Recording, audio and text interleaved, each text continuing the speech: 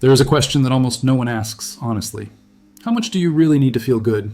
Not how much you want, not how much you think you deserve, not how much the people around you earn. How much do you truly need for your life to work? For your mind to be at peace? For each day to have real meaning? Most people never answer that question. They go through their entire lives without asking it. And because they never ask it, they spend decades chasing a number that moves farther away every time they get closer to it. Epicurus was a philosopher in ancient Greece who spent decades observing how human beings create their own suffering. He came to a conclusion that is still uncomfortable today. The problem is not your salary. The problem is your desires. Not your basic desires, but the ones that were planted in you without your permission, the ones you learned to call your own before you realized they belonged to someone else. Today, you are going to understand why most people live chained to a lifestyle they never consciously chose, why that chain becomes heavier the more you earn, and what Epicurus saw that most people still refuse to see. No comforting stories, no promises of abundance, just the naked truth about your desires and what they are costing you. Epicurus said that trying to be happy by constantly consuming is like trying to fill a bucket full of holes. No matter how much you pour into it, it never fills up. To live well with what you earn, you do not need to put more things into the bucket. You need to understand where the holes are and seal them. And to find those holes, Epicurus did something that no philosopher before him had done with such clarity. He organized human desires into 3 categories. Understanding this classification is one of the most unsettling things you can do, because when you apply it to your own life, the result is rarely comfortable. The first category is natural and necessary desires: food, water, shelter, rest, and genuine relationships with people who truly know you. There are only a few of them. They are inexpensive. They are easy to satisfy. And they have one characteristic that all the others lack. Once they are satisfied, they become silent. When you eat because you are hungry, your hunger disappears. It does not come back stronger. It does not demand a more expensive version of itself. It goes away until the next time. And when these desires are fulfilled, 90% of human suffering, hunger, loneliness, insecurity, simply disappears. The second category is natural but unnecessary desires: the expensive restaurant, designer clothes, a better car. Not just eating, but eating at the right place. Not just getting dressed, but wearing something that sends a message to other people. These are pleasant things to have, but they do not increase your real happiness, and they come with an invisible trap. The more you depend on them, the more you have to work to maintain them. The third category is the most dangerous of all: empty desires, status, fame, power, the need to impress. This is the most dangerous category because it has no end. The ego is never satisfied. There is always someone ahead of you, richer, more famous, more admired. The finish line moves with you, and the race never ends. And this is where Epicurus says something painful. You do not own those desires. They own you. To truly live well means focusing your energy on what is necessary. The person who is satisfied with the basics has already removed the greatest obstacle to happiness. And the person who stops chasing emptiness realizes they do not need $1 million to feel on top of the world. They only need to own their time and their peace of mind. A simple person with genuine friends is richer than a billionaire who lives in constant fear of losing everything. Modern society has made all of this infinitely worse. Because today you are not just dealing with natural needs. You live under a constant bombardment of stimuli designed to create desires you never would have had if no one profited from making you feel like something was missing. Every image, every advertisement, every carefully curated feed is built to trigger the same fundamental wound, the feeling that you are missing something. Social media amplifies this exponentially. It does not show you real lives. It shows you edited versions, carefully selected moments, filtered victories, rehearsed smiles. And from that comparison comes a desire that is not even yours. You no longer just want something. You want to become someone who seems to live better than you. And the more you earn, the more sophisticated the trap becomes, because your desires rise along with your income. What once seemed like a luxury becomes the new minimum. And today's minimum will feel insufficient tomorrow. The problem was never the amount. The problem was always the bucket. Epicurus understood something that modern psychology confirmed centuries later. Luxury loses its appeal once it becomes routine. If you eat at an expensive restaurant every week, the gourmet food and beautiful atmosphere stop feeling special. They simply become normal. Psychology has a name for this: hedonic adaptation. And we quickly get used to what we have. What once brought pleasure becomes an obligation. Epicurus lived simply in a small community he called the Garden, a close group of friends who lived, ate, and talked together. Every now and then, he would ask a friend for a piece of cheese, not because he needed it, but because he wanted to truly experience it. This is what we might call the principle of the cheese. Keep your daily routine simple so that life's small pleasures still feel genuinely special. Most people fall into the comfort trap. When their income goes up, the world convinces them that they have to upgrade. Specialty coffee every day, a more expensive gym, a new car. At first it feels enjoyable, but soon it becomes the new standard. and you end up spending more just to feel the same level of satisfaction you used to feel before. Epicurus' entire philosophy was about escaping this comfort trap, because he knew that the more needs you create for yourself, the more you become a slave to your paycheck. Keeping your routine simple is actually a way of protecting your ability to feel joy. Think of it this way. If you eat an expensive meal every Sunday, eventually it becomes just Sunday lunch. It loses its magic. But if you eat simply for most of the month, that special meal or that good bottle of wine takes on a completely different meaning. It becomes a real occasion. With an average income, you may not be able to indulge every day. But if your routine is simple and intentional, a small treat stops being just another purchase. It becomes a feast. So do not keep upgrading your routine. Live simply most of the time so that when you choose to treat yourself, it truly means something. As Epicurus said, the less a person needs wealth, the more they enjoy it.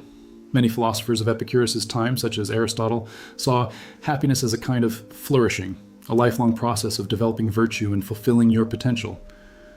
Epicurus saw it differently. To him, happiness was not a mountain to climb. It was the absence of the things that make us suffer. And he summed it up with two pillars. The first is aponia, the absence of physical pain, a body that functions well without being pushed to its limits. The second is ataraxia, the absence of mental anxiety, a peaceful mind, free from the constant noise of comparison and the need to impress. For Epicurus, if you are not in pain and your mind is at peace, then you have already achieved what is essential to human life.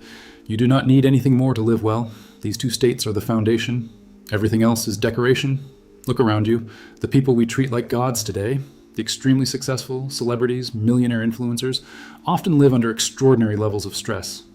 They may have private jets and mansions, but they also have impossible schedules, enormous responsibilities, and the constant fear of losing everything. They have wealth, but they do not have peace. Their bodies are pushed to the limit, destroying aponia. Their minds never rest, destroying ataraxia. In trying to gain everything, they end up losing the very thing that makes life worth living. And the most interesting part is that you do not need great wealth to achieve these two things. In many cases, an average income, used wisely, is already enough. Aponia comes from getting the basics right. Eating well, sleeping well, moving your body without pushing it beyond its limits. You do not need an expensive gym or a personal chef to do that.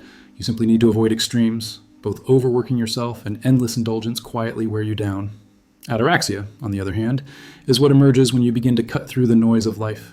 It is the state that appears when you stop comparing your life to other people's lives and stop trying to impress people who do not even truly know you.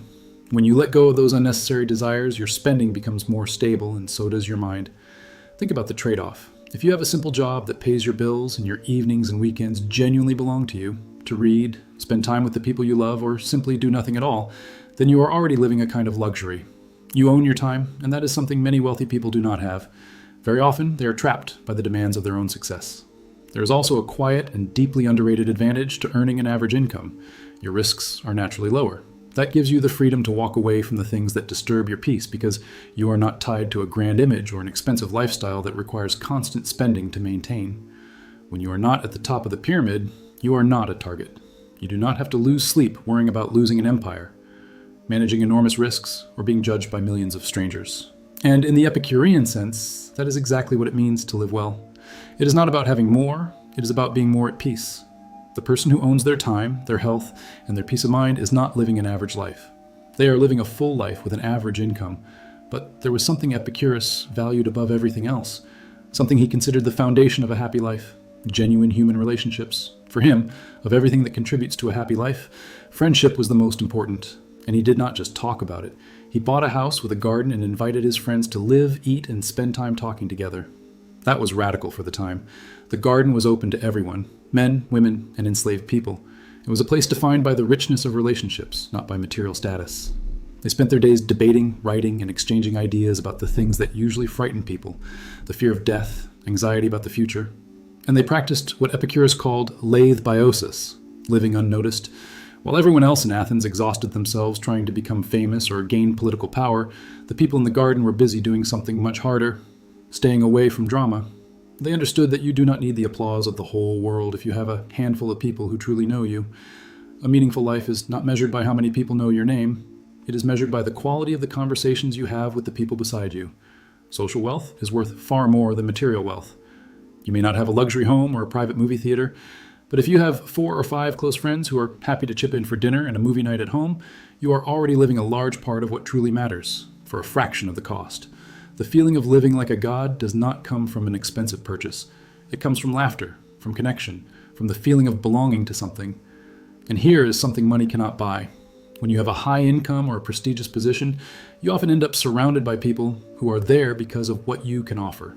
With an average income, you know your friends are there because they like you, not because of your title or your bank account. That kind of emotional security is something many extremely wealthy people never experience. Deep down, we do not buy things because we need them. We buy them to fill a void. A bigger screen to escape boredom, a flashier car to feel noticed. But Epicurus understood that many of those desires are actually substitutes for human connection, because when you have that connection, you no longer need to prove your worth through what you own. You do not need distractions or validation from strangers. You already feel like you are enough. So instead of trying to impress the world, invest in the people around you. Use your income, no matter how much it is, to create moments. Share a meal. Call a friend for coffee. Spend time with the people who truly know you, because that kind of wealth will never appear in your bank account, but it quietly makes your life feel full every single day. And now we come to the hardest part of all. The biggest obstacle to truly feeling at peace is not a lack of money. It is the fear of one day having none. We spend our entire lives in jobs we do not like, buying things we do not need simply because we are terrified of what would happen if our paycheck stopped coming. But Epicurus had a radical solution to that. Practice simplicity. From time to time, he suggested living with the absolute minimum for a few days. Eat the simplest food, drink only water, wear the most basic clothes you own, not as a punishment, but as training. Afterward, you realize it is not nearly as difficult as you imagined. You discover that even if you lost everything you have today, you would still be okay.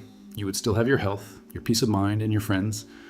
When you stop fearing poverty, you stop being a slave to your boss or to the economy, because you know exactly how little you need to be music happy.